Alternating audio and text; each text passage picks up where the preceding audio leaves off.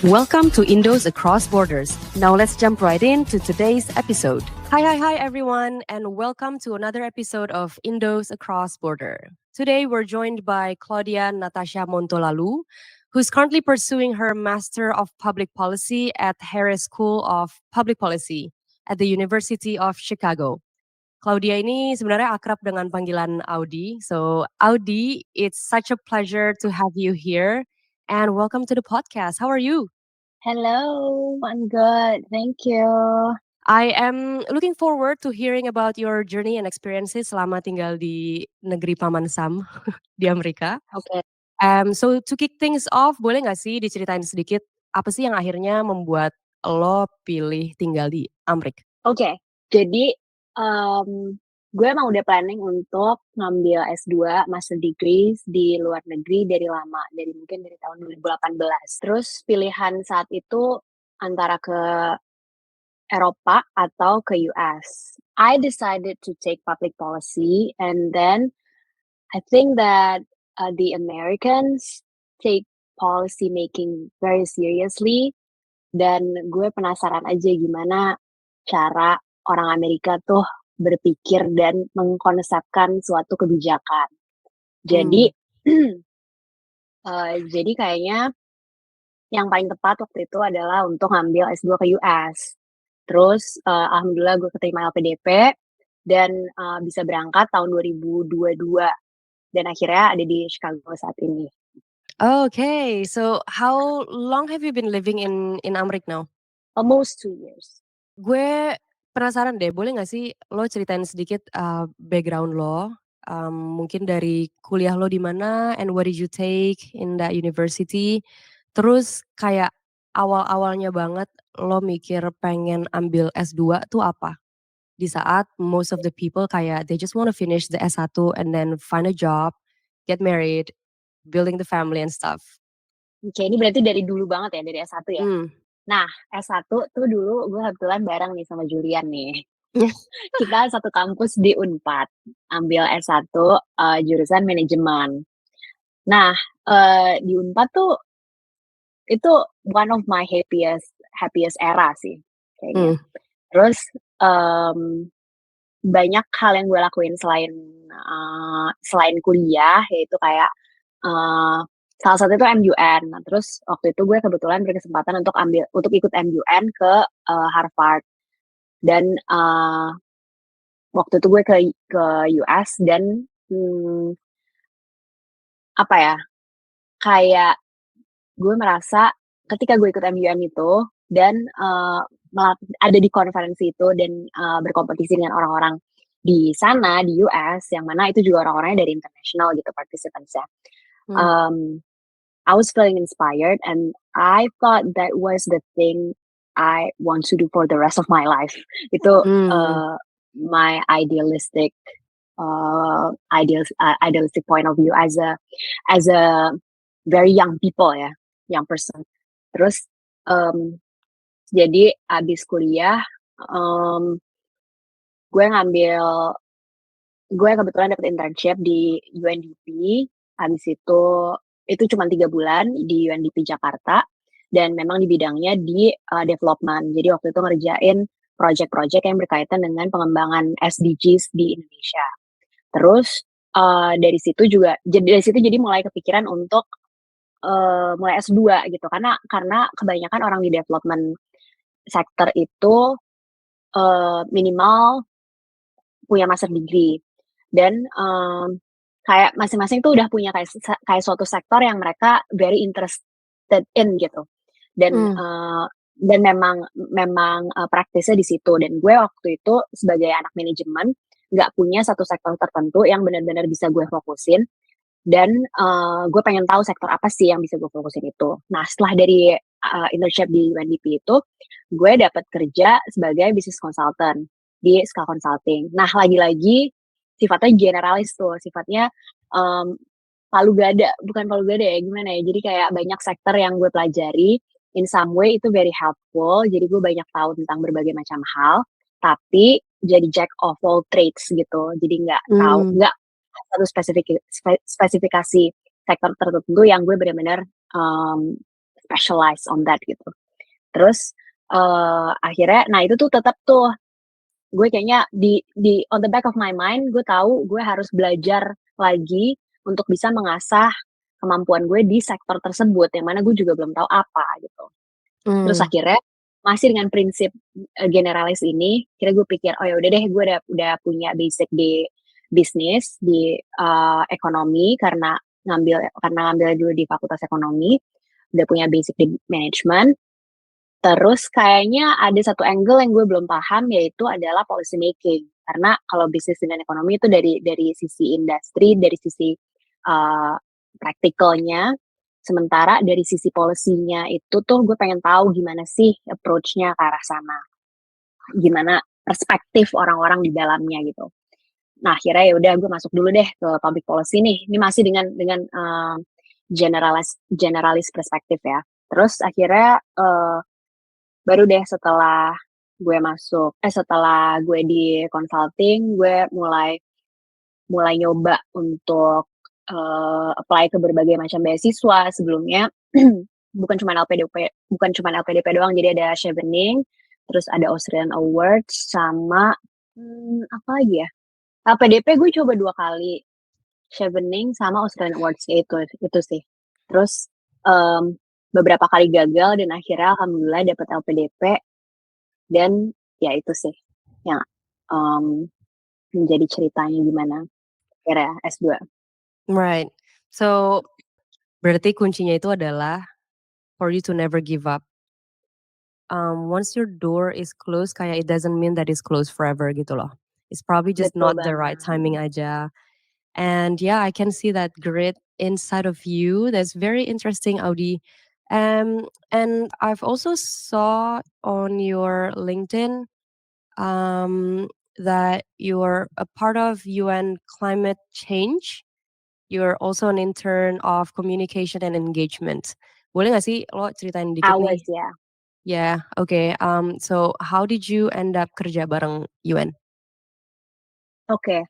Jadi sebenarnya summer internship di kampus gue tuh nggak mandatory. Tapi itu bisa jadi part of the curriculum. Hmm. Terus gue akhirnya mikir summer break ini kan ada 4 months of summer break ya. Dari Juni sampai bulan September mulai lagi second year. Hmm. Ngapain ya? Kayaknya kalau balik ke Indonesia sayang berhubung masih dibiayain juga tuh ya selama summer break itu. Terus gue jadi pengen untuk nyoba kerja. Sebenarnya tadinya pengen nyoba kerja di US. Cuman agak terbatas pilihannya dan kebetulan juga nggak banyak yang cocok sama apa yang gue pengen pengen kerjain, yaitu waktu itu gue udah tahu gue pengen intern tuh di sesuatu yang ada di ranah environmental policy, climate change, sustainability and stuff. Terus akhirnya gue dapet opportunity di sini, gue apply di UN Climate Change dan alhamdulillah dapet. Terus menurut gue menarik aja karena gue jadi bisa tahu, gue belajar di US, gue bisa tahu culture-nya US kayak gimana in terms of academic and professional setting. Terus di UN Climate Change akhirnya gue juga bisa tahu from European perspective tuh working culture kayak gimana. And that day when you decided lo pengen lanjut master, did you have like that conversation with your parents saying kayak, Mom, Dad, I want to spread my wings, not in the Indonesia. Has that been hard for you to have that conversation with your parents? Of course, I had that conversation, and it was not an easy conversation at first. Kalau nyokap gue support banget. Dia benar-benar nggak usah gue bilang gue mau keluar negeri, dia udah tahu gue mau keluar negeri jauh-jauh ke US untuk mencari ilmu gitu. Nah, tapi bokap gue mungkin orangnya lebih praktikal ya, lebih pragmatis. Kayak pas gue bilang gue mau S2, oh ya udah S2 aja di dekat kantor kamu gitu. Waktu itu gue kerja di Jakarta, di Jakarta Selatan. Maksudnya sebenarnya banyak ya sekarang, universitas swasta di Jakarta gitu kan yang emang untuk profesional. Tapi yang gue mau tuh kan sebenarnya bukan hanya ilmunya, tapi gue pengen networking-nya, gue pengen belajar hidupnya gitu. Kayak selama ini gue selalu hidup tuh di Indonesia, di Jakarta atau di Bandung gitu, udah itu aja. Gue nggak Hmm. tahu gimana cara hidup sama orang yang culture-nya tuh bener-bener beda banget sama kita, yang bahasanya juga beda banget gitu kan. Hmm. Jadinya gue penasaran aja gimana sih caranya gitu. Dan itu yang menurut gue kayaknya suatu topik yang susah untuk gue sampein ke, bokap gue, karena bagi dia ya, kita ngambil master degree untuk professional journey, untuk nge-support karir kita gitu kan, Hmm. bukan untuk nyari experience baru, culture dan lain-lain itu gitu. Itu tuh Iya. kayak less priority gitulah. Hmm.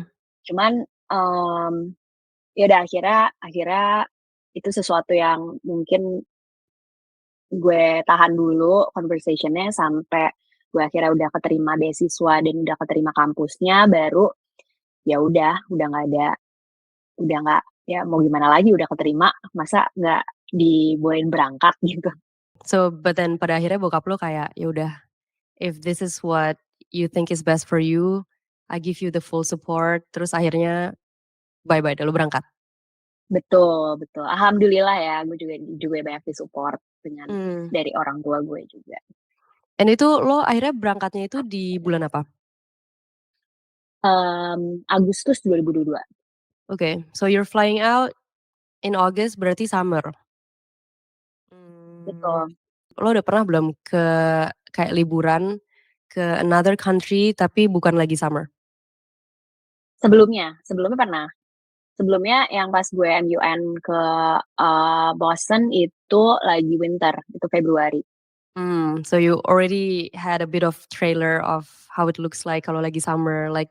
Iya, malah gue belum pernah summer, gue kira summer gue pernah ke, eee, Eropa summer tahun 2014 dan waktu itu menurut gue, mungkin karena gue datangnya udah September gitu ya, September menuju Oktober, Hmm. sebenarnya udah nggak summer lagi ya, itu udah Autumn. autumn ya. Hmm. Nah, eee jadi jadi masih ada agak panasnya ada, tapi udah adem gitu kan. Nah, yang gue bayangkan ketika gue datang ke Chicago August to September itu kayak end of August gitu, yang gue bayangkan juga udah agak-agak adem gitu. Mm-mm. Tapi ternyata panas banget. Waktu lo nyampe di sana itu lagi berapa derajat? Kira-kira, 27 lah ya, 27 Celcius Okay. gitu. And the wind is like also hot? Iya, Ah, like okay. tropical wind. Karena kalau di Eropa, like remember many times kalau gue ke pantai tuh, although it says 28, tapi gue nggak yang gobios keringetan gitu loh. Karena the wind is very Iya kayak iya. cool, kayak angin-angin dago Bandung gitu. Iya, benar benar benar. Nah, di sini kalau misalnya udah di atas 27, 28 tuh udah tropical wind gitu loh, yang Hmm. anginnya tuh juga angin hardang gitu. Okay, okay. When you first got to the US, lo first impression lo apa sih about the country? I know you've been there for a couple of months ya for MUN, tapi kayak Mmm, this time the journey is different. You're gonna be living there for a longer period of time. Kayak lo punya some sort of expectation atau kayak what did you feel at that time? oke. Langsung ya yang gue tangkap nih pas gue ke dari airport menuju rumah gue pada waktu itu, Hmm. the environment and the air quality. Itu Oh. bener-bener, mmm, gue langsung merasakan karena gue udah lama nggak ke luar negeri ya kayaknya ya, dari sebelum Covid itu, mmm, kayaknya juga udah beberapa tahun gitu gue nggak ke luar negeri. Nggak keluar Jakarta bahkan, karena kan ada Covid and stuff ya, jadi kayak 3 tahun tuh gue full di Jakarta. Terus ketika gue tiba-tiba ke Chicago, terus gue merasakan, "Oh my god, the air quality is so different and, ini tuh seharusnya manusia itu hidup kayak gini," gitu. Hmm. Harusnya ngirup udara tuh yang kayak gini gitu. Selama ini Hmm. tuh lu ngirup udara yang asep Iya. Sedih gue jadinya. Same as you waktu gue ke, Prancis, gue juga ngerasain kayak, gila gue ngehirup udara yang literally seger banget, kayak berasa Mmm, bersihnya gitu loh. And because gue ada asma, I don't use my obat asma as frequent as kalau gue tinggal di Jakarta.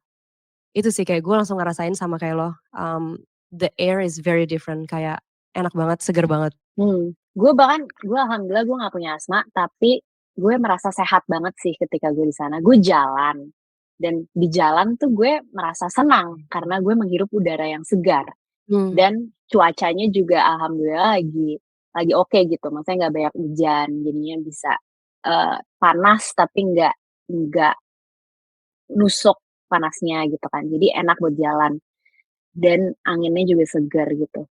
Jadi tuh mmm. gue merasa sehat banget sih. How busy is the city, Sidi? Kayak if we compare to Jakarta, obviously we have like lots of cars. Mmm.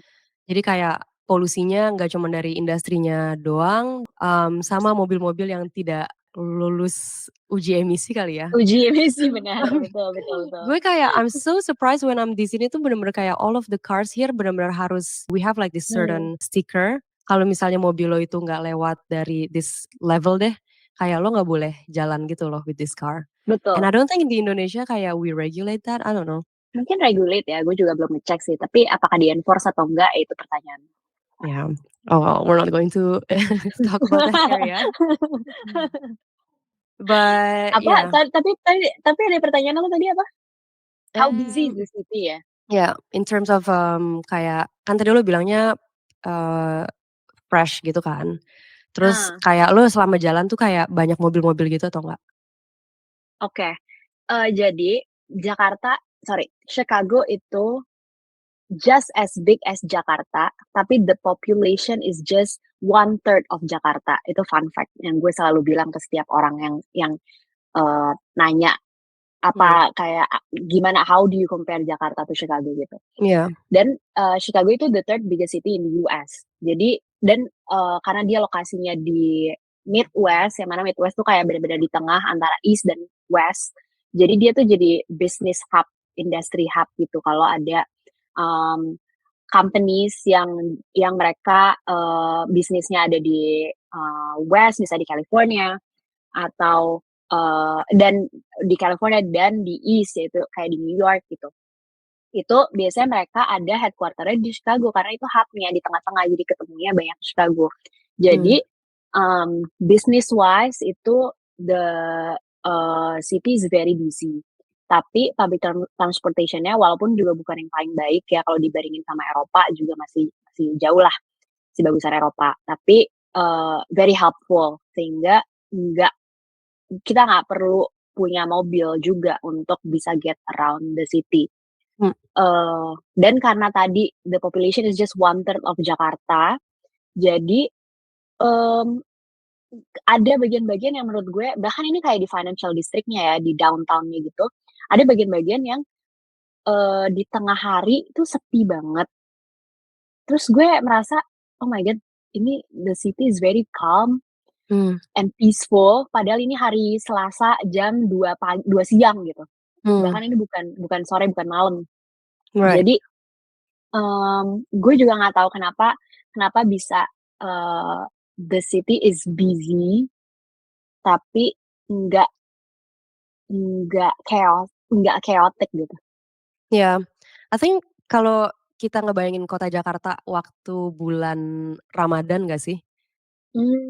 Ketika all the locals Lagi lagi mau pada pulang lebaran kampung, iya, lagi mau kayak lebaran. semua orang Iya lagi iya pada iya. pulang kampung, can I say this, kayak the kota feels as calm as Jakarta waktu orang-orangnya lagi pada pulang kampung.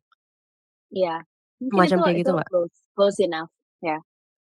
Yeah, I mean, yeah, I can imagine kalau kita we used to live in Jakarta, very busy, with that size of the city and then kayak orang-orangnya banyak banget, it feels kayak always busy gitu kan.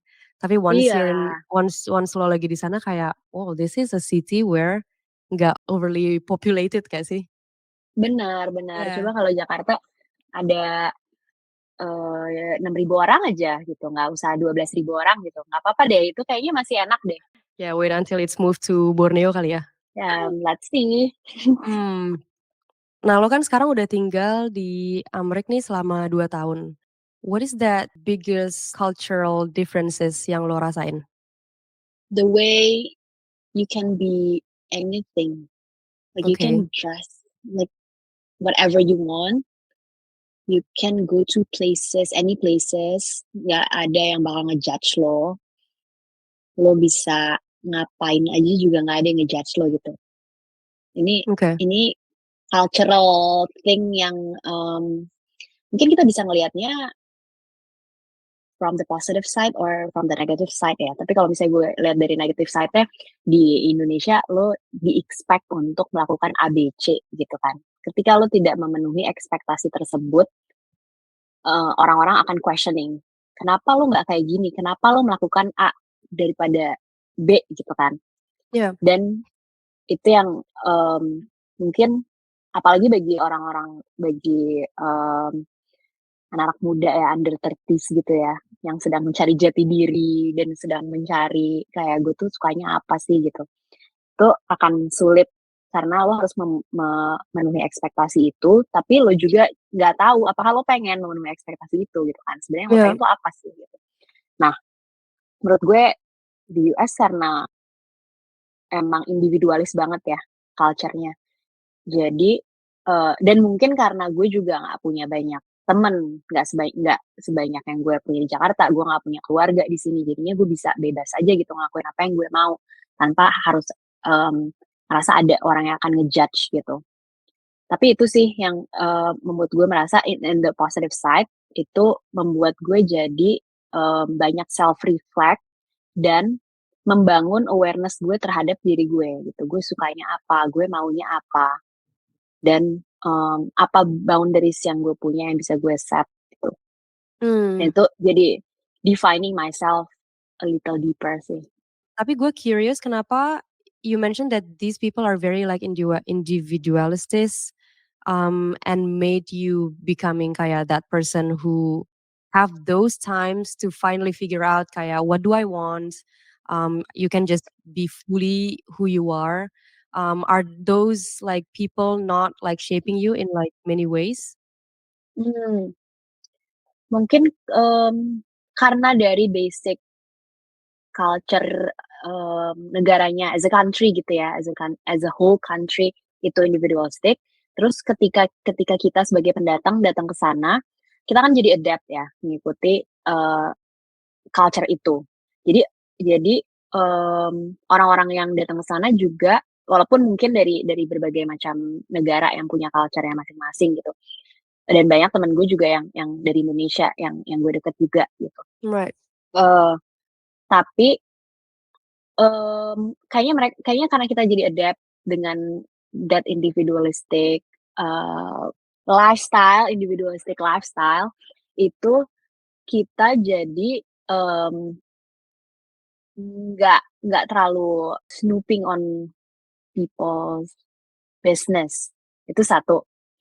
Hmm. Tapi, tetap support, gimana ya jadi gue ngejelasinnya? Jadi Kayak kayak gue ya udah kita kayak asal gue ngerti tahu deh. aja. When you mention the word individualistis kayak in Eropa kita juga kayak gitu. Jadi lu, gue banget. Itu gue Mmm, ngerasa banget juga. But in a way, if you need our support, kayak reach out aja and then we'll be there to help you out.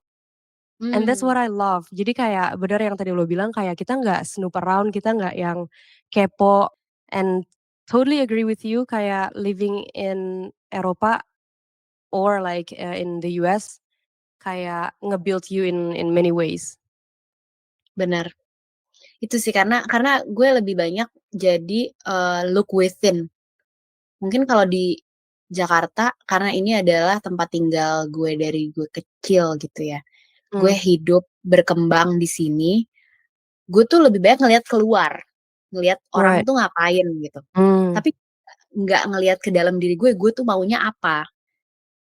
Jadi, ya udah yang gue lakuin adalah gue mengikuti standar yang orang-orang udah tetapkan. Oke, Hmm. abis SMA gue kuliah, abis kuliah gue cari kerja, abis cari kerja sembari, membangun rumah tangga misalnya, abis itu langsung langsung, punya anak, kayak gitu-gitu.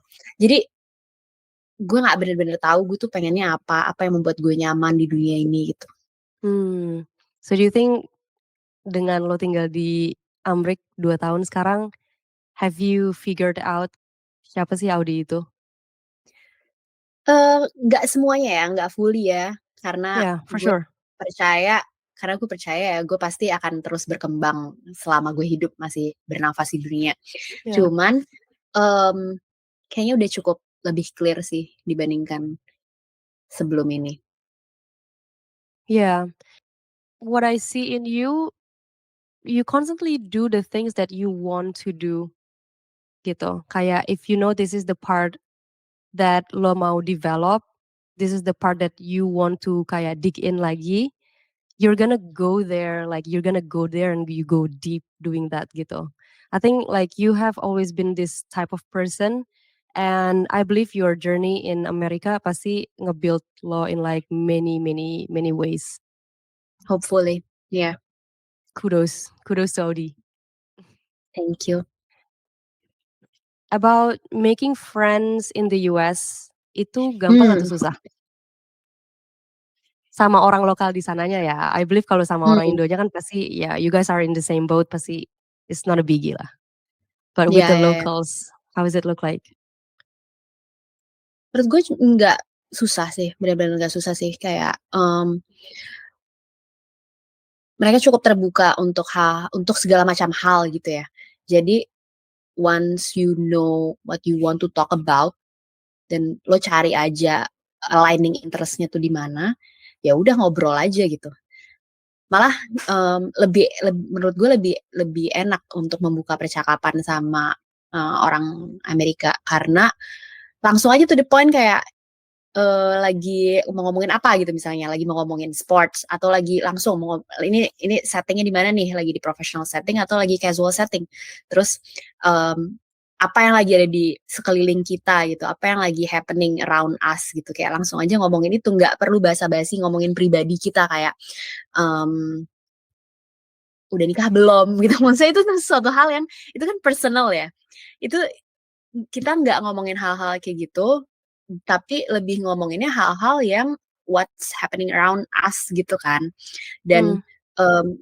gue personally sih lebih suka approach kayak gitu ya dalam building a conversation, karena menurut gue arahnya lebih jelas dan itu konstruktif juga buat gue gitu. Kalau misalnya gue nggak ngerti, gue bisa nanya.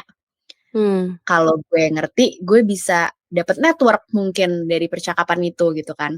Jadi kayak lebih, purpose-nya lebih jelas dan lebih konstruktif. Jadi menurut gue, personally untuk building a relationship with the locals in the US, alhamdulillah gue nggak merasa terlalu challenging bagi gue. Hmm. Tapi mungkin yang challenging itu adalah mungkin dari diri gue sendiri ya, karena di usia ini gue juga udah 30 kan, a month away from 30. Nah, gue Soon. merasa gue merasa, mmm, energi gue untuk basa-basi, untuk kayak ngobrol sama orang, ketemu orang baru, absorbing new energy to myself tuh udah nggak sebanyak dulu gitu. Jadinya emang ya Right. gue harus pinter-pinter nyari objektifnya aja, gue mau make friends tuh buat apa gitu. Hmm. Dan mungkin beda sama lo, karena lo, di sana itu outlook-nya tuh for the long term gitu kan. Yeah. Jadinya lo pasti pengen punya banyak teman gitu kan. Sementara Yeah. karena gue di sini juga gue, outlook-nya gue pengen balik ke Indonesia. Mungkin ini for next question ya. Tapi, mmm, iya, karena itu jadi gue nggak, merasa gue harus punya banyak-banyak banget teman. Gue ya secukupnya aja, sebutuhnya gue gitu. Kan pasti gue juga punya social needs yang harus dipenuhi. Terus, ini adalah momen yang pas juga untuk bikin professional network buat gue, jadinya ya itu purpose gue. Yeah. I think that's what I really love about I don't know how to say this in a like nicer way, but people who are not Indonesian, like most of them, they're very like cultivated in terms of their knowledge. like their knowledge in economics, in politics, and what's happening around them tuh kayak they have it aja gitu loh. I think is the habit of kayak watching news, like they talk about news almost every day. Itu kayak cara mereka bertukar pikiran itu melalui I don't know, like history, like politics, like topik-topik yang I feel like if I am having a conversation with Indonesians, the first couple of minutes tuh masih kayak, "Oh, what do you do for a living? Udah nikah atau belum?" And, lebih kayak small talk. Maybe not even like small talk, kayak it's just the way we conversate aja with Indonesians yang what I feel kalau ngobrol sama orang bule tuh, no matter how old they are, no matter how young they are, we could we could just talk gitu loh, kayak we could have a Iya, conversation. That's what I love, and kayaknya itu menjadi salah satu pertimbangan gue kalau nanti one day gue punya anak, emang itu anak bakalan, apa ya, kayak gue jejelin, I don't know the word even, kayak gue bakalan, tumbuh kembangkan si mindset-nya mereka tuh dengan European mindset gitu, kayak Western mindset lah at least, gitu. Tapi still with the heart of Indonesians, kalau gue sih gitu. Ini mantap jadi mantap mantap. jadi curcol sedikit ngomongin tentang anak, the fetus. Gara-gara udah ngomongin 30 nih kepala 3. Um, yeah, so from what I'm hearing, lo nggak terlalu banyak facing any cultural, barrier, cultural differences yang bikin lo kayak, "Oh, why is it so hard living in America?" Kayak, has Hmm, that ever happened one time or two times or not at all? enggak banget sih. Gue merasa bahkan kayaknya lifestyle gue di Jakarta sama di Chicago sama-sama aja. Nah, mungkin makanan ya, makanan nggak semudah itu gue bisa mendapatkan makanan-makanan yang gue mau gitu kan. Tapi itu bikin gue jadi belajar masak.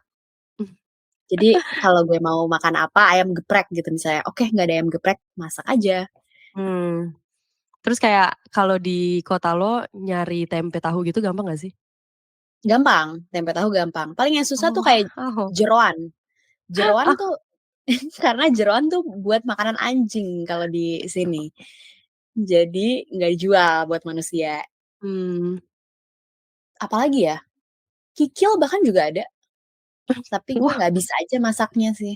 oh Jadi gampang sih. Berarti lo basically tinggal di Amerika tuh gampang gitu ya? Kayak maksudnya gampang. you didn't take that like adjusting period, cuman ya udah lo pindah badan kayak Jakarta ke Bandung aja gitu gak sih? Iya iya, gue merasa sih kayak gitu ya, nggak banyak hal-hal yang berubah, gue malah lebih, mmm, peaceful Hmm, dis cuman oke. ya bedanya, kesepian aja sih. Hmm, gue pengen tahu deh, kayak dengan lo tinggal di Amrik, what are those things that has changed in you in positive way? Kalau technical tuh gue jadi bisa masak tadi, gue jadi bisa bikin kue, gue jadi, Oke, mmm, bisa marah-marah pakai bahasa Inggris. which is lebih Terus cool gitu ya? iya, maksudnya kayak selama ini kalau kita belajar bahasa Inggris, mau IELTS lo 9 kek, lo nggak pernah disuruh marah-marah kan di tes IELTS. Nah, Lo kenapa tapi gue marah-marah by the way? gue kebetulan ada masalah sama bank. Oke, Jadi, adalah suatu problem yang bikin, gue harus marah-marah bukan gue harus marah-marah sih, tapi iya. bikin gue kesel sehingga gue, jadi emosional, jadi ditelepon marah-marah lah gue. Nggak ditelepon, Mmm, bahkan gue datang ke banknya tuh, ketemu mmm. customer service, ke manajer banknya. Terus, ya udah "Can I itu yang speak to gue the lakuin. manager?"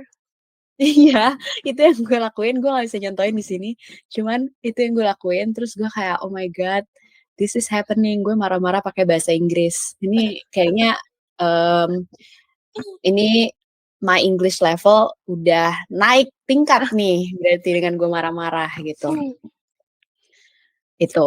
Terus teknikal apalagi ya? Lebih mandiri mungkin, tapi itu basic lah ya. Terus kalau philosophical mungkin gue jadi lebih tadi ya, lebih lebih paham diri sendiri, terus lebih calm and collected. Ini mungkin karena gue tadi lebih paham diri sendiri itu tadi ya. I see. Tadi lo mention about you feeling lonely sometimes. How do you stay connected sama your friends and your family back in Indonesia? Video call setiap hari. Like every day? Iya, tapi ya ganti-ganti ya. Mungkin hari ini gue sama nyokap gue, terus besok sama pacar gue, terus besok lagi sama teman gue. Tapi setiap hari ada aja yang gue call sih. Jadi Wow. karena Chicago sama Jakarta itu exactly 12 hours different, itu jadi agak mudah tuh. Jadi gue bangun, misalnya Right. gue bangun jam 8, terus di sini tuh juga jam 8 malam. Nanti jadi jam 10-an malam, 10 malam di sini, di Chicago, di Jakarta 10 pagi gitu. Jadi cowok gue lagi berangkat kantor, terus gue lagi mau tidur gitu. Dan sebaliknya gitu. Jadi itu lebih jadi mudah gitu untuk connect karena jamnya juga nggak terlalu aneh gitu ya time difference-nya. Mhm.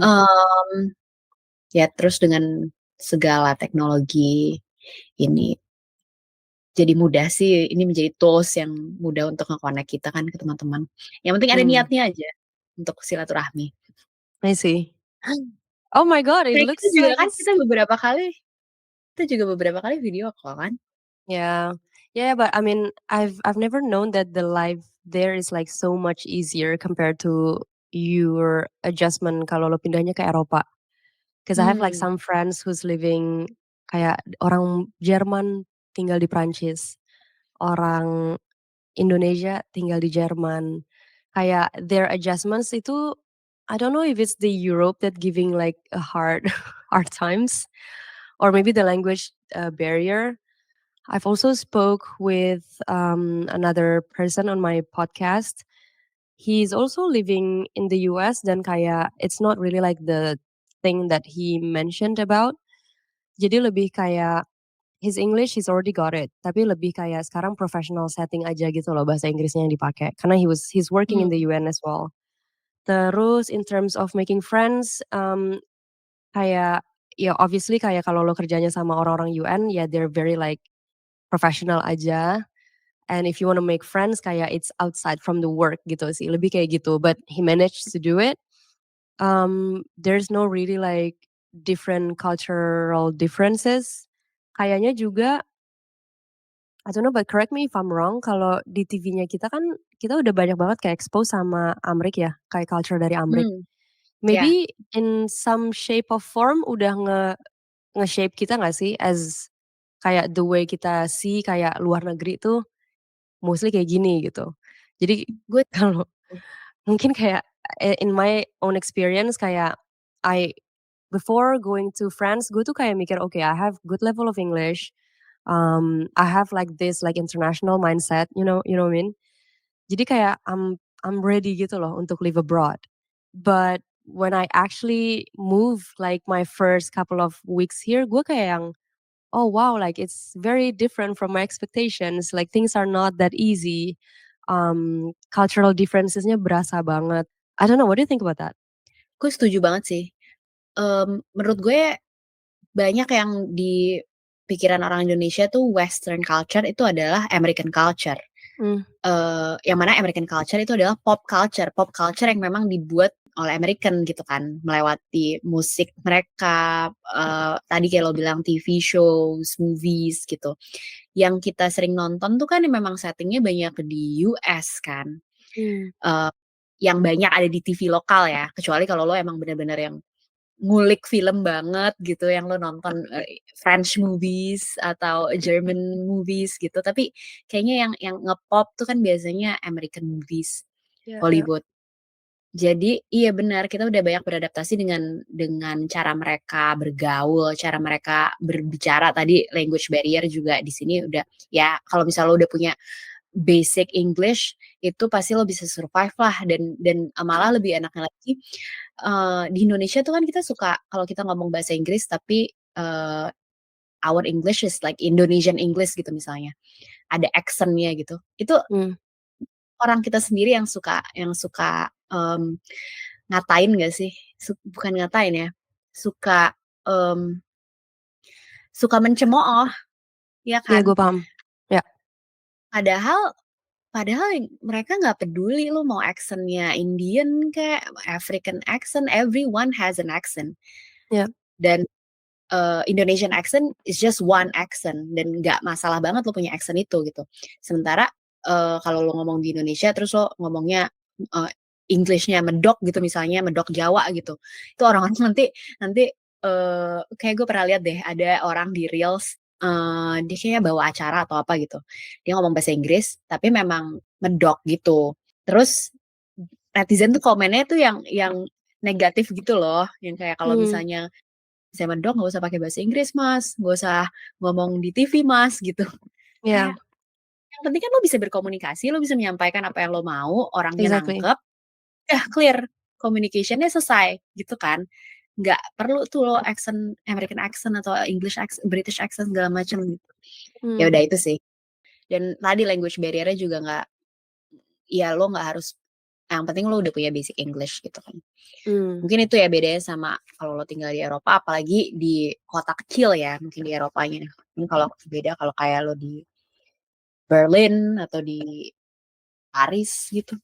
In my experience gue kayak agak beda sih. Tadi gue mau stand for like where Indonesians are being like perfectionist, where kalau lo belum bisa speak like the perfect English, kayak better kayak ntar aja deh ngobrol bahasa Inggrisnya gitu kan. Like lo ngobrol pakai bahasa Indonesia aja. In my case tuh kayak most of French people here, karena kan gue itu kayak nge-build gue untuk gimana ya, kayak to becoming a person. Kalau misalnya my French is not that good, gue bakal bilang kayak je parle pas français, kayak I don't speak French, kayak gue langsung directly speak, gue langsung bilang itu gitu loh. While kayak the more I try to just speak with a very limited French, mereka tuh kayak yang, Julian, whatever you just said to us, we understand everything. Gitu. Terus itu gue membuat gue jadi kayak, oh wow, like I've been trying like so hard untuk speak in the perfect way, while for them, as long as I could deliver the message perfectly, kayak no matter how broken the grammar is, kalau mereka ngerti kayak that's it gitu loh. That's how you have a communication gitu. Jadi kayak I don't need to have that perfect level of French to be able to have a conversation with them. Although kalau misalnya gue tidak kayak put my feet in the water ya, kayak gue nggak nyoba, gue akan stay dengan mindset where like, kayak kalau gue ngomong pakai bahasa Prancis nggak jelas, pasti ibu ini akan bilang, gue nggak ngerti bahasa Prancis loh, gue nggak ngerti, gitu loh. So then kayak in just one try, I speak French, terus pas dia bilang nggak ngerti, gue langsung kayak stop trying.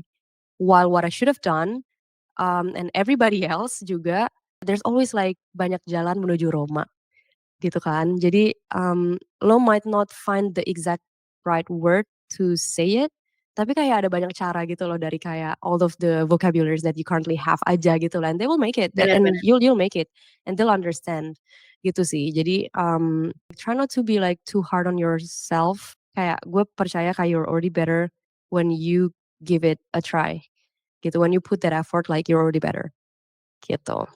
Okay, so gue nih pengen nanya, if you have ever faced like that biggest challenge selama lo tinggal di sana, but I don't know if you have ever faced that moments, have you? Oh, ini kali ya yang pas gue alasan kenapa gue berantem sama orang bank. Okay.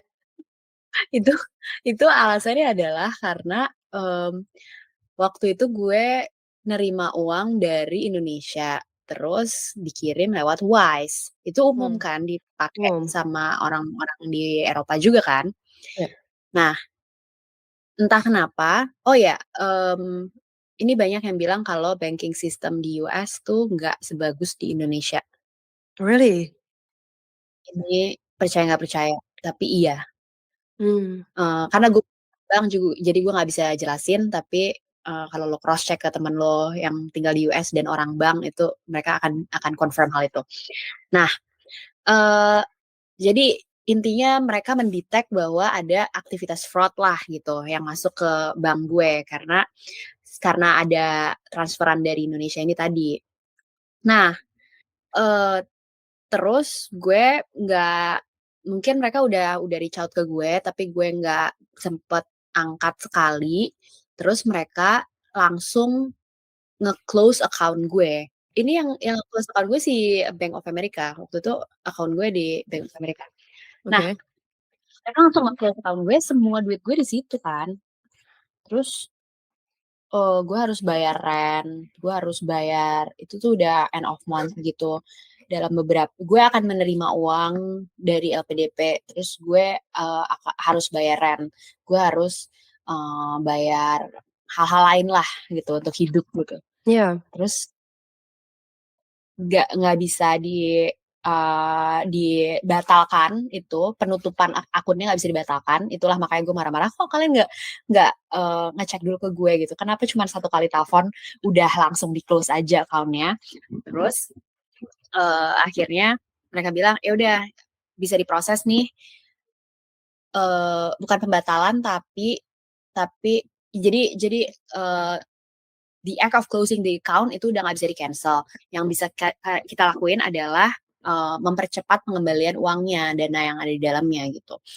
Mempercepatnya itu dari 2 minggu jadi 1 minggu, yang mana gue 1 minggu bener-bener nggak punya uang sama sekali. Itu masa-masa di mana oke, inilah kenapa orang tua bilang kamu harus punya uang cash nak gitu kan. Kita udah terbiasa dengan electronic money kan, semuanya tuh dari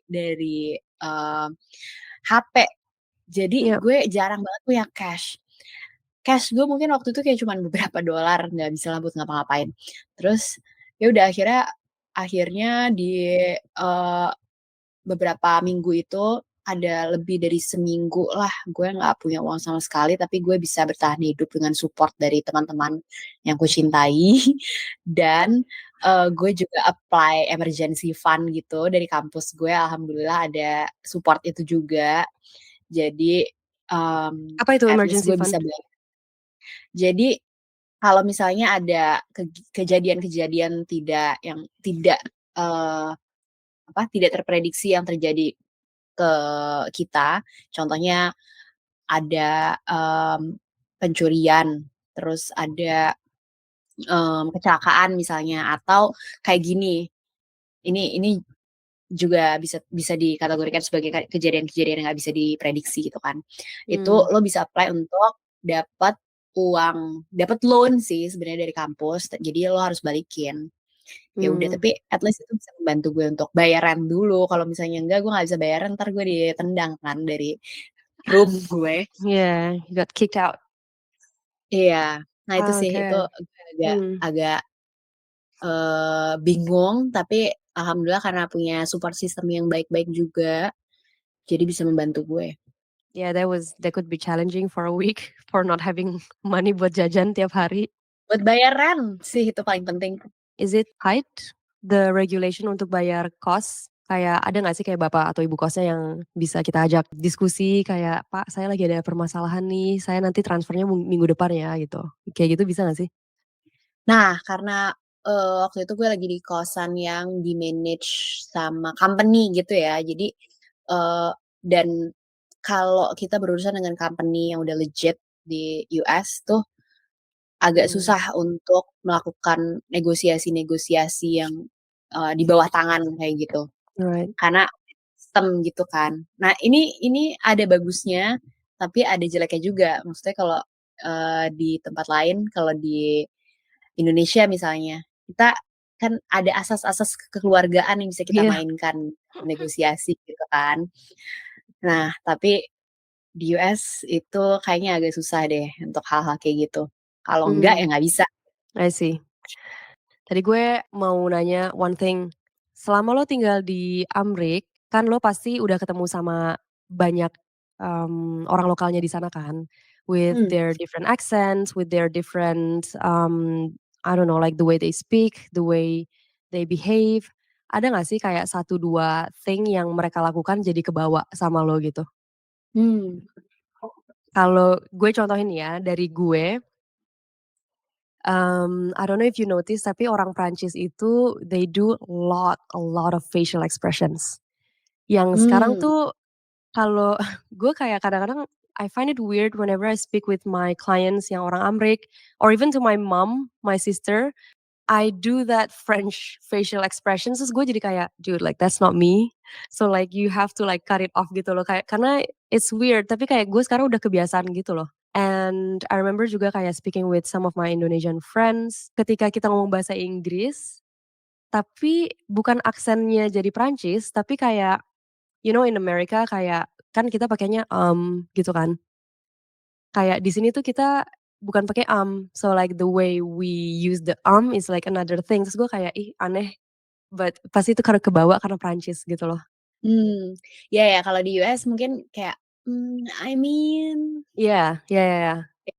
Itu lo jadi kebawa nggak? Kalau gue lagi ngomong full English bisa kebawa. Emang pasti akan kebawa sih. Cuman kalau gue lagi ngomong pakai bahasa Indonesia enggak, gue udah stick to my Indonesian accent. Cuman, kalau hal-hal lain ya kayak habit gitu yang, jadi berubah, ini nggak kecil sih menurut gue, ini cukup life changing sih. Ketepatan waktu. Iya, itu sih menurut gue yang bener-bener gue merasa sangat berubah. Kayak gue ada meeting jam 15.05 misalnya. Ya udah 15.05 gitu ya. Nah, soalnya di sana tuh kayak gue juga awalnya agak pusing ya karena mereka ngitungnya by the minutes gitu kayak 15.05 sampai 15.17 ya gitu. Itu cuman 12 menit gitu. Ya sebenarnya kan emang yang dibutuhkan 12 menit doang. Ya udah soalnya jam 15.20 ada meeting lain, terus gue ada 3 menit untuk minum air misalnya atau ke toilet gitu. Gue bener-bener yang dihitung by the minute gitu, dan waktu adalah uang gitu kan bagi mereka yang kapitalis itu. Jadi bener-bener, ya gue jadi merasa kalau misalnya gue nggak mengikuti pace mereka, gue jadi merugikan mereka. Dan ketika kesini itu agak susah untuk, beradaptasi lagi dengan kita kan emang maksudnya gue pun juga kayak gitu dulu ya. Kayak gue bilang jam 15 tuh gue bisa datang 15.45 gitu kan. Kan masih 15, cuman 15-nya 45 gitu ya. Iya. Jadi ya itu suatu hal yang gue, cukup stressful untuk melalui reverse culture shock-nya, tapi ya udah dihadapi aja. So, do you think this thing are one of those things yang bakalan lo bawa ke Indo nggak? Insya Allah bisa ini ya, bisa berkomitmen dengan itu. Menurut gue itu suatu hal yang bagus untuk dibawa sebenarnya. Tapi, ya itu tadi bisa komitmen atau enggak. Terus kalau misalnya nggak bisa komitmen bukan karena diri sendiri, itu gimana cara gue beradaptasinya. Gue kan nggak bisa juga untuk nge-push semua orang sama kayak kita gitu kan. Dan, pasti gue akan, ada sedikit gangguan gitu kan, kayak gue tuh pengennya kayak gini, tapi nggak bisa kayak gini gitu. Nah itu gue juga harus beradaptasi lagi dengan itu berarti. Cuman, personally akan gue terapkan sih insyaallah. Okay. And, from these experiences living di Amrik, kira-kira ada hal lain nggak yang pengen lo bawa ke Indo? In a way kayak lo kan pasti udah ngeliat nih semua all of those qualities yang orang Amrik punya, dan lo udah ngejalanin banyak hari-hari, bulan-bulan, different season sama mereka. Kayak ada nggak sih kayak momen-momen di mana lo ngelihat sebuah aktivitas terus kayak, I really wish my people are like this. Dan kayak lo yakin lo bisa ganti itu? Kayaknya kalau orang-orang enggak sih. Gue balik lagi ke awal tadi, lingkungan sih. Gimana caranya, Jakarta yang mana adalah city as big as Chicago, itu bisa air quality-nya sebagus itu, terus sungainya juga sebersih itu, terus pedestrian walk-nya serapi itu, jalanan serapi itu, traffic-nya juga walaupun traffic di Chicago juga nggak macet tuh pasti ada ya, macet tuh banyak. Maksudnya macet tuh normal terjadi dan sama kayak di Jakarta gitu, kayak lagi rush hour tuh pasti macet. Cuman the people behave, kayak the people obey the rules. Itu. Karena kalau di Jadi Indo banyak yang melanggar lalu lintas contohnya gitu ya. melanggar lalu Kalau lintas, nggak ada betul. polisi kayak, oh itu di bundaran sana tuh biasanya banyak polisi, itu kayak dia bakalan bodo amat laju Betul. aja gitu ya. Motor-motor melawan arah gitu kan. Soalnya Yeah, orang-orang itu kan nggak takut kalau misalnya kena ini ya, kena tilang. tilang. And I think it plays part juga deh, sama kita bisa ngenyogok kalau mau dapetin driving license. Betul. Karena kalau I don't know how hard it is to get the driving license in the US, tapi kalau di Prancis tuh not only that you have to pay lots of money, tapi to get the license tuh it could takes years. Like Oh ya? literally nggak bohong kayak, although you already paid like that full amount kayak thousands, and then when you actually did the test, masih bisa nggak lulus gitu loh. Although you have already paid. Dan kayak ya udah kalau lo nggak lulus, coba lagi nanti next year. Oke. Nah, Ya. ini menarik, kalau di US itu ngambil driving license itu nggak susah. Karena gue pun mau ngambil driving license waktu itu, tapi waktunya nggak pas aja. Terus teman-teman Indonesia tuh juga pada punya mobil kan rata-rata, apalagi yang punya keluarga, dan mereka punya driving license pasti. Dan orang US kan emang nyetir banget ya, kemana-mana nyetir, apalagi kalau tinggalnya bukan di big city. Jadi kayaknya memang dimudahkan gitu untuk dapat driving license.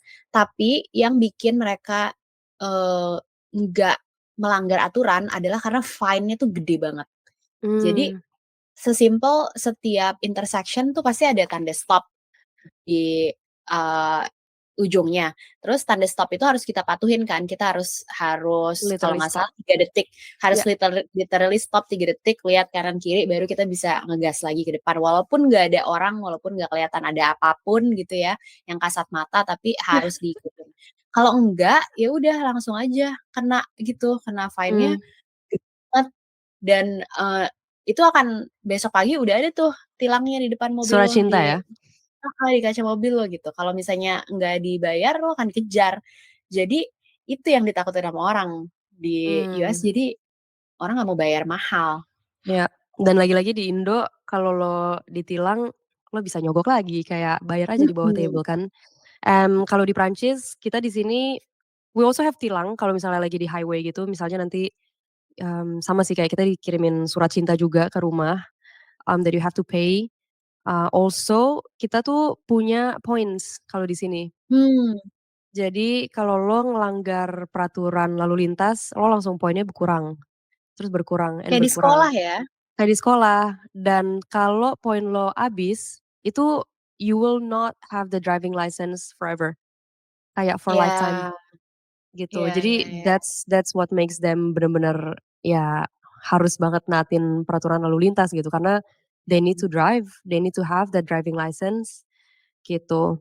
Yeah, what about the public transportation there? Kayak is it really like checked juga sama kayak mobil atau it's easier? Gue selalu pakai public transportation. Yeah. Menurut gue public transportation di Chicago ada bagusnya, ada jeleknya. Ya pastilah semua juga kayak gitu. Tapi ada beberapa line yang agak rawan. Jadi nggak usah ngambil train yang di line itu misalnya. Dan selain rawan juga nggak bagus, nggak bersih gitu. Okay. Banyak hal-hal yang lo nggak mau lihat lah di situ. Jadi mendingan nggak usah dipakai. Terus ada yang bagus banget, dan yang bagus banget tapi mungkin nggak nge-serve seluruh wilayah gitu. Tapi alhamdulillah tempat gue tinggal itu dapet di jalur kereta yang bagus. Jadi gue selalu naik public transportation itu. Terus cakupan wilayahnya juga cukup luas. Jadinya gue bisa langsung nyambung kemana-mana gitu. Terus harganya juga nggak mahal, kayak setiap gue naik itu cuman $2, $2 sampai $2,5. Terus setiap nyambung itu juga nggak bayar lagi. Oh, lo nggak punya abodemen gitu di sana? Nggak. Jadi gue abodemen tuh yang kayak gimana ya? Jadi gue biasanya punya kartu, terus kartu udah masuk ke Apple Pay, terus gue tinggal top up aja gitu. Oh, oke. Beda ya berarti. Karena kalau misalnya di sini tuh kalau lo if you're resident tinggal di sini, lo punya kayak kartu bus metro, tiap lo masuk lo cuma tinggal titit aja gitu. Hmm. Gue ganti pipip gitu. Oke. Ya, jadi Iya, you modelnya top pay up aja. monthly kayak bayar Telkomsel gitu. Jadi lo bayar kayak sekian Ah, euro dan lo udah nggak perlu kayak subscription. exactly. Oh gitu, ya. Ada nggak di sana? Not that I know of. Wow, oke. Karena di sini kalau lo tadi mention $2,5 kan per naik. Mm-mm. Kalau di Iya. kita itu €1 something, which is much cheaper. Itu tapi flat jauh dekat atau? Flat jauh dekat, but you can only use it for kayak 1 hour. Jadi misalnya lo naik Oh. kayak dari rumah gue nih for example, Hmm. lo ngambil metro, abis itu lo ngambil bus. You just tap di metro aja, pas nanti udah di bus nggak usah nge-tap lagi, gitu. Cause it's Oh, valid for 1 hour. iya. Nah, kenapa gue bilang murah di Chicago? Karena gue bandingin di San Francisco, di mana itu cowok gue tinggal di situ. Itu Mmm. satu kali nge-tap bisa $6 lebih. Ouch. Tergantung ininya juga, tergantung jauh dekat jaraknya dan tergantung moda transportasinya. Lo udah pernah you've been to SF? Sering. Wah, Sering. keren. Gue waktu itu I saw this video jadi it's an Uber without driver.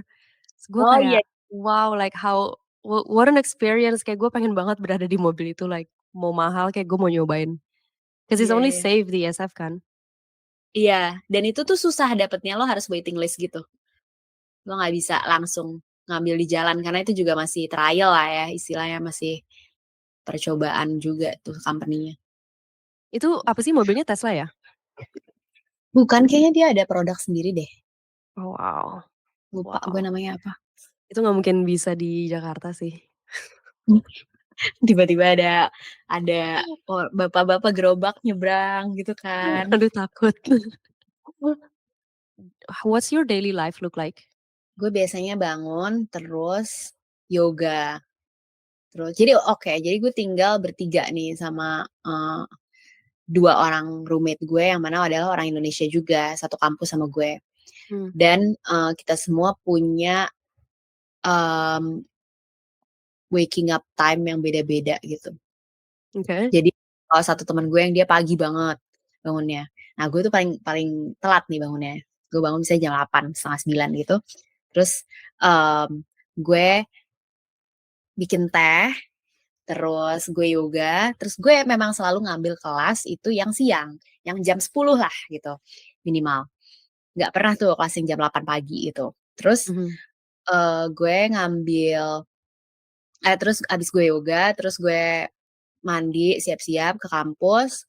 Biasa ke kampus mungkin sampai sore, bisa ke library dulu buat ngerjain tugas segala macam. Terus mungkin jam 5 jam 6 gue balik ke rumah.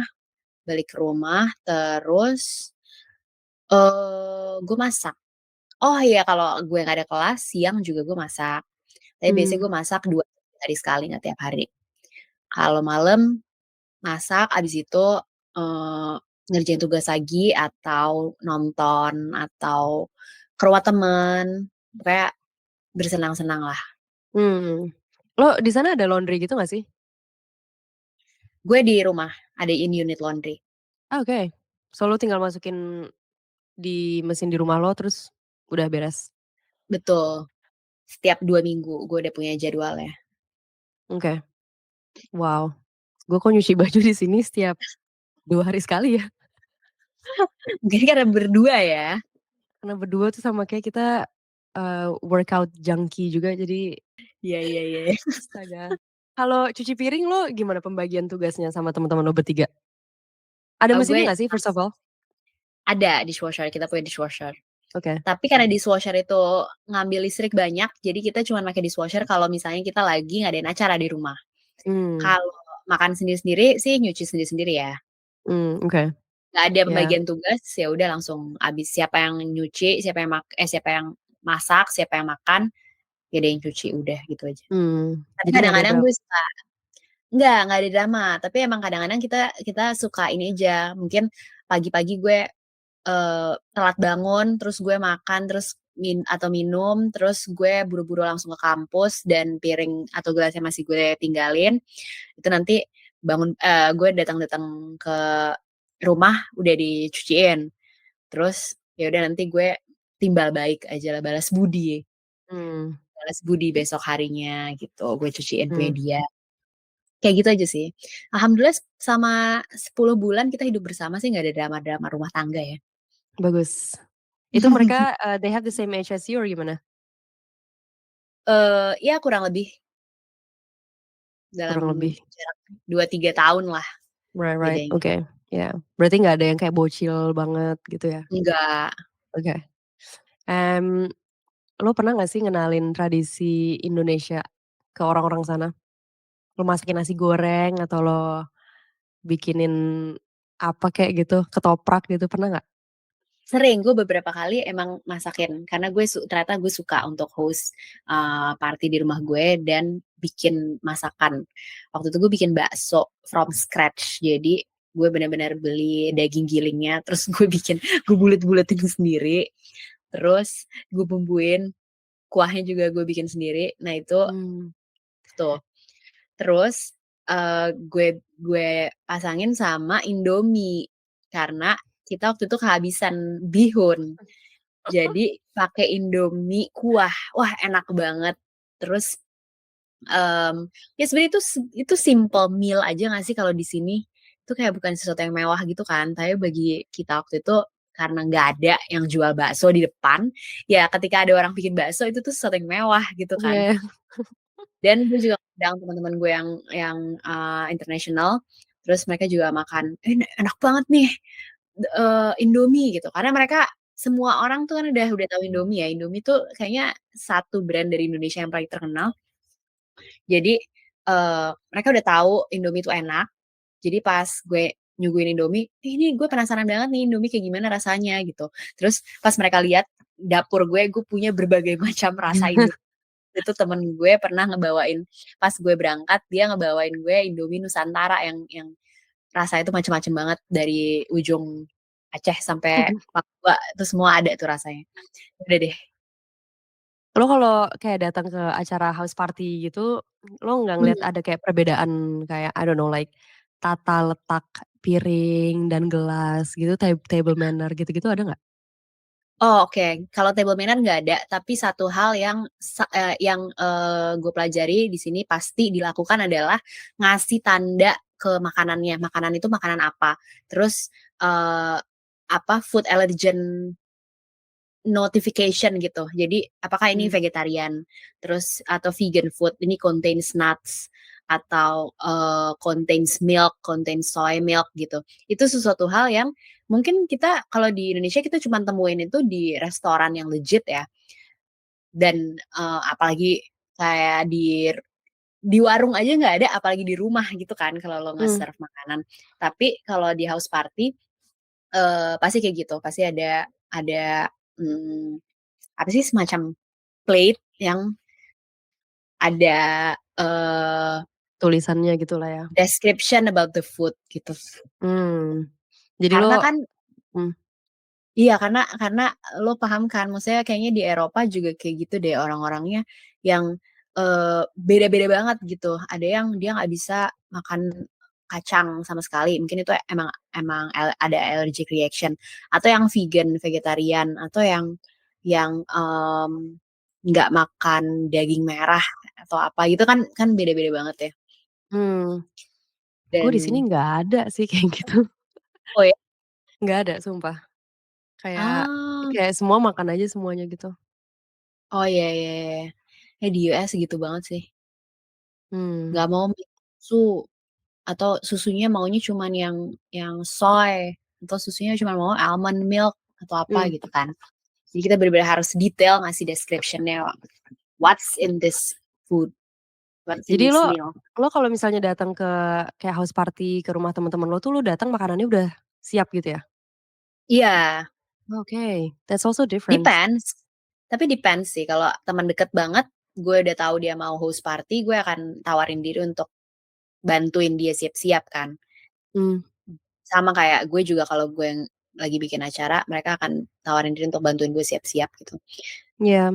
Tapi kayak di Indo lah ya, berarti maksudnya kalau if you're that close, ya it's not weird for you to offer, wah gila gue tiba-tiba ada bahasa Perancis yang lewat. Apa sih offer a hand? Give a hand. Lend a hand, ya give a hand ya. Iya kan?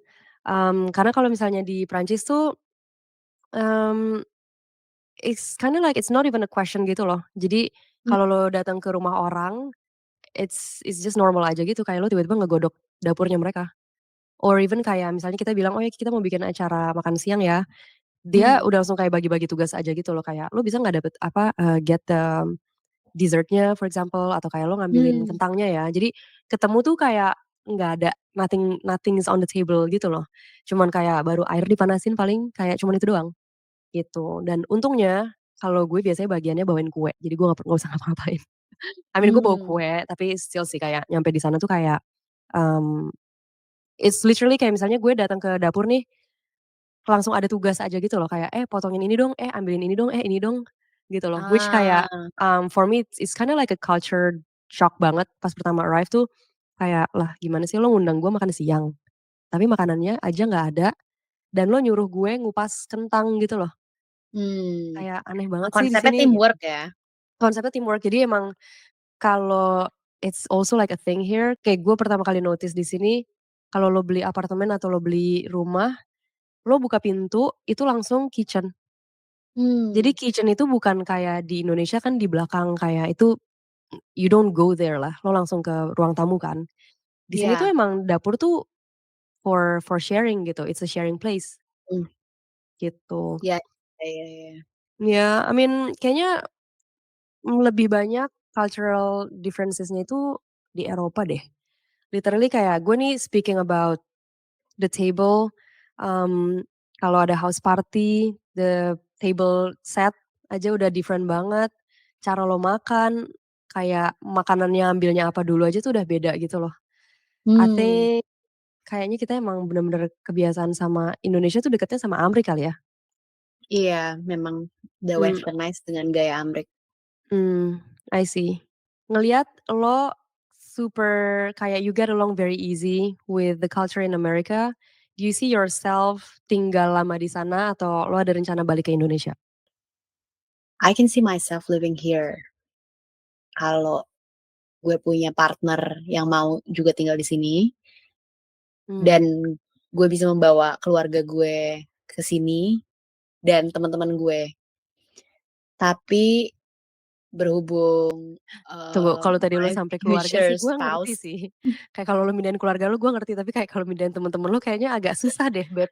nah itu dia itu dia. Tapi gue udah gue udah merasa gue udah membangun network yang cukup cukup kuat di Indonesia, di Jakarta untuk professional development gue. Mmm, Dan itu nggak mau gue sia-siakan gitu.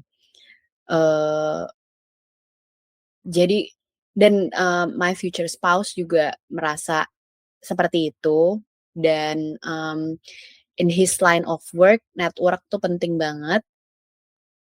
Agak susah kalau misalnya lo mau membangun sesuatu menjadi orang baru di, eee, karir itu di luar negeri gitu. mmm, Walaupun, gue US educated gitu, tapi tetep aja kan gue harus membangun network-nya.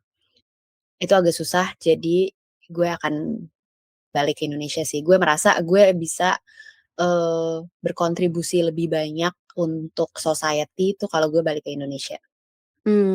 okay. No, 'cause I thought when you mentioned that he was, working in the US juga, ya you probably like wanna build the future in the US gitu loh, nggak di Indo. Hmm, And, untuk belajar sih bagus banget sih menurut gue ya di sini. Tapi berhubung gue udah kerja di Indonesia, kayaknya lebih baik yang bisa gue lakukan di Indonesia. I see. I also saw tadi that you founded this yayasan ya. So actually Audi ini adalah the co-founder of Yayasan 8 Detik Indonesia. Boleh nggak sih diceritain what do you do there?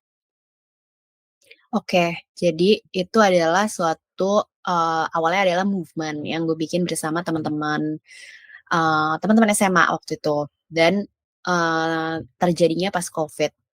Jadi kita melihat ada situasi yang perlu dibantu lah ya, disupport gitu, terutama pas lagi zaman pandemi itu, dan ternyata apa yang kita lakukan pada saat itu cukup impactful. Cukup banyak testimoni positif yang kita dapatkan dari beneficiaries-nya, dari penerima manfaatnya pada saat itu. Jadi kenapa nggak kita lanjutin aja nih jadi sesuatu yang sustainable. Akhirnya dibikinlah itu movement tadi dibentuk menjadi badan hukum, yaitu yayasan, dan kita fokus untuk empowering underprivileged communities di 3 pilar, yaitu education, health, dan nutrition. Dan untuk saat ini kita memang lagi ngegodok development-nya nih ke arah mana. Berhubung gue juga di sini belajarnya banyak tentang social policy juga gitu. Jadinya mungkin itu nanti bisa dituangkan ke dalam program-program yang bisa lebih membuat yayasan ini berkembang ketika gue balik nanti. Itu yang akan kita lakukan berikutnya. Oh wow, okay. You have such an inspiring personality. Terus sama Insyaallah. Yeah, and also you have this big thing, you have this big heart to want to change and actually do something for Indonesia. So I think that gives you a big reason to go back to Indonesia eventually. If there is one advice for teman-teman Indonesia yang pengen continue their study abroad or maybe looking for a job abroad, kira-kira what is that one biggest advice that you could share with them? Pede aja apapun sih.